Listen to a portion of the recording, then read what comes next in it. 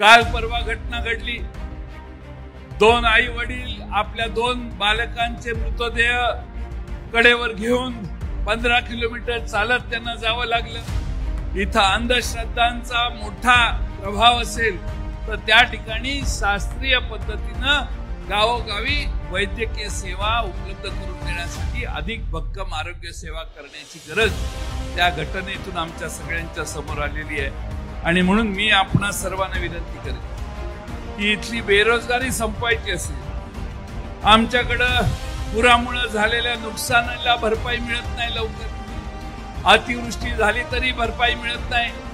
अनिल बाबूंनी सांगितलं तसं सोयाबीन असेल, धान असेल, कपास असेल, याच्यावर फार मोठं संकट आलं।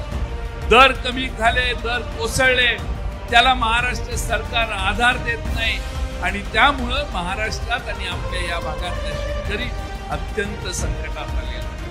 कांद्याचा शेतकरी संकटात, संत्र्याचा संकटात, केळीचा संकटात, सोयाबीनचा संकटात, कपाशीचा शेतकरी संकटात, धानाचा शेतकरी संकटात। मग या महाराष्ट्र सरकारने सत्तेत बसून काय केलं हा प्रश्न सामान्य माणसाला आज पडला।